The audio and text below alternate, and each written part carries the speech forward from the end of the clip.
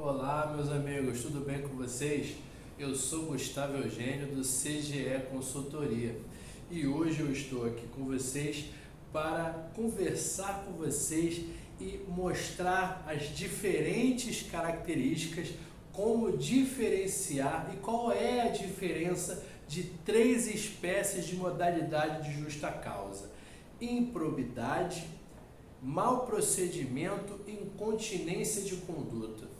Mas antes de mais nada, pessoal, eu peço que vocês acionem o sino de notificações para que vocês recebam novos vídeos.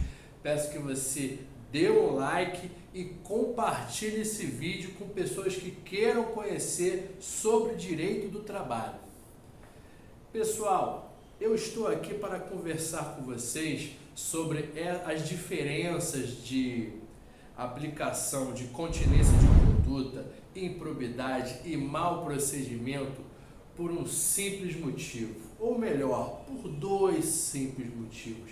Primeiro, que essa diferenciação realmente ela é muito subjetiva e muito difícil, inclusive para advogados já experientes na área trabalhista.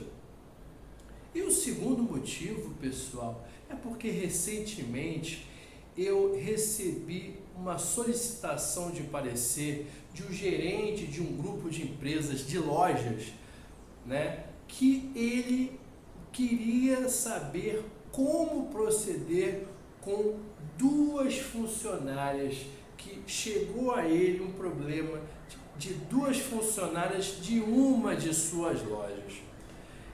Para sintetizar e simplificar aqui, só vou falar basicamente o que aconteceu nessa loja.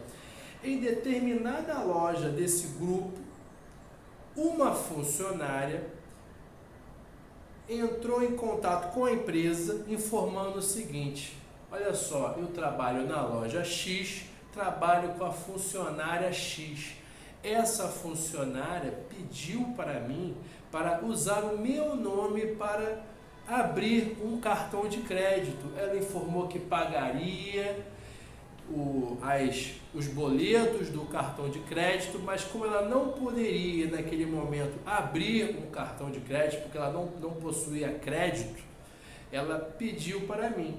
Essa funcionária passou essa informação para a gerente dela, inclusive dizendo que essa empresa de cartão de crédito começou a cobrá-la por essa inadimplência dessa outra colaboradora. Foi mais ou menos aí que se inseriu todo o parecer trabalhista. Esse gerente, ele me perguntou: Gustavo, primeiro, o que eu faço com essas duas funcionárias? Será que eu demito uma funcionária? Será que eu demito as duas funcionárias? Eu falei: olha só, a primeira coisa que nós temos que estar atentos aqui é saber o que aconteceu de verdade e como proceder para aplicar uma justa causa, ou não, se for pertinente ou não a aplicação da justa causa. Porque nós sabemos muito bem, meus amigos, que eu já conversei com vocês em outros vídeos, que a justa causa é a última das modalidades de aplicação de penalidade.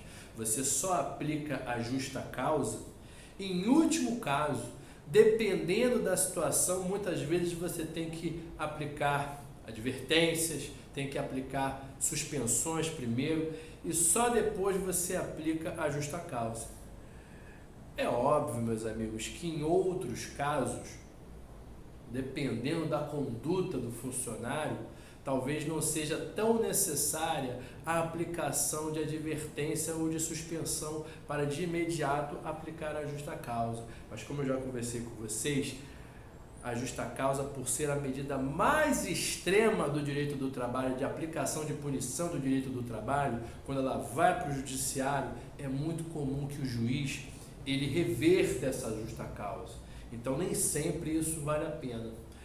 Mas o empregador, junto com o advogado, ele precisa saber qual é a diferença dessas espécies de justa causa, porque se ele decidir e optar pela aplicação da justa causa, ele vai ter que enquadrar a justa causa naquela modalidade, porque se ele aplicar a justa causa errando a modalidade, como eu disse, já é difícil você manter uma justa causa na Justiça do Trabalho. Se você ainda colocá-la numa espécie equivocada, mais certo ainda que essa justa causa possa ser revertida em eventual reclamação trabalhista, em eventual pedido de nulidade ou de reversão da justa causa.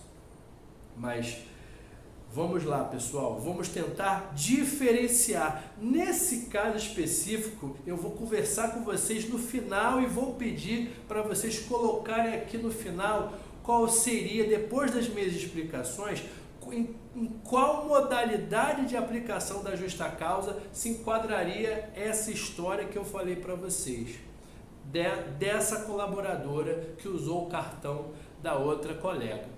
Mas antes de mais nada eu quero explicar e diferenciar as espécies de justa causa. Improbidade, pessoal, o que é improbidade? Improbidade, ela quer dizer desonestidade, quando o funcionário ele infringe os bons costumes, a ética, a moral ou a lei. Perceba que improbidade está muito ligada à desonestidade.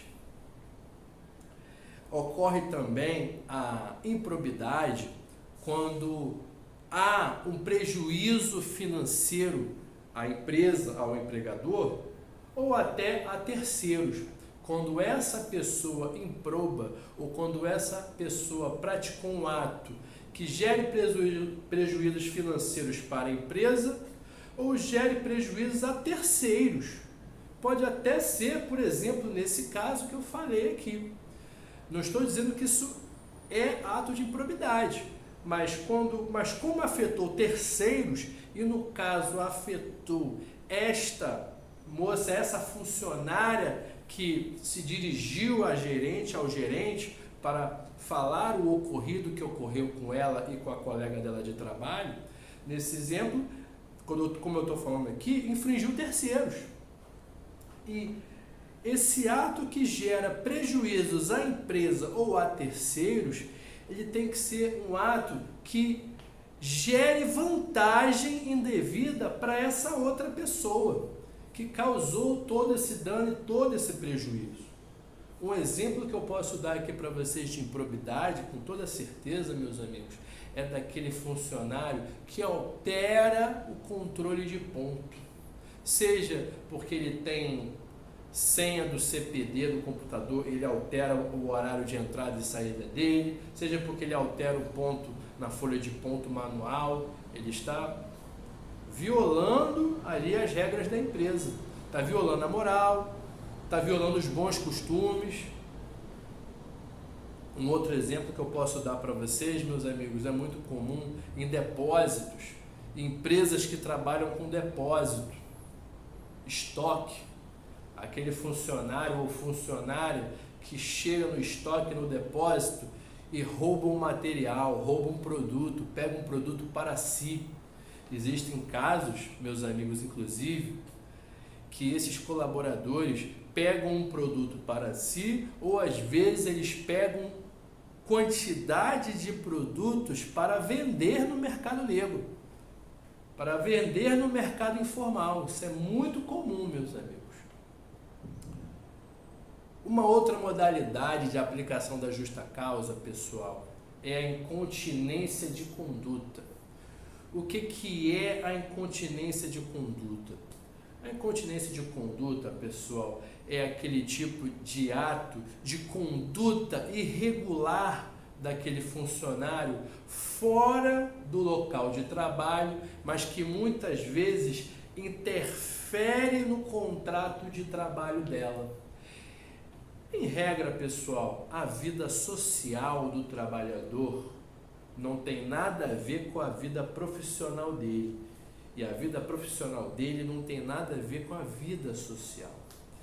Isso aí tem que ficar claro que são momentos distintos. O que o funcionário ele faz fora da empresa não tem nada a ver com a empresa, e a empresa não pode obrigá-lo nem questioná-lo quanto a isso. Contudo, meus amigos, existem momentos, existem condutas fora da empresa de determinado funcionário que afetam a imagem da empresa. A partir do momento que uma conduta realizada externamente da empresa afete o ambiente de trabalho daquele funcionário, que afete o contrato de trabalho internamente no contrato de trabalho daquele funcionário, podemos estar aí diante de um ato de incontinência de conduta. Posso dar um exemplo para vocês, meus amigos? Uma pessoa, um funcionário, que pega empréstimo com frequência, ele é devedor contumaz, seja em instituição financeira, seja em agiota, que também não é lícito. A partir do momento que ele é um devedor contumaz e esses credores vão atrás dele nas dependências da empresa, ele está ferindo a imagem da empresa, porque essas pessoas estão indo na empresa e está violando a imagem da empresa, está violando o local de trabalho dele. A partir do momento que essas pessoas vão atrás desse devedor contumaz dentro da empresa, está afetando o ambiente da empresa e automaticamente o contrato de trabalho dele. Porque a empresa não é obrigada a passar por essa situação. Muito se fala, meus amigos, que na incontinência de conduta também tem uma conduta inadequada de caráter sexual. Posso dar para vocês um exemplo antigo da década de 80 e 90, tinha o famoso beijoqueiro, que sempre chegava no Maracanã e em eventos abertos ou fechados, ele beijava pessoas famosas.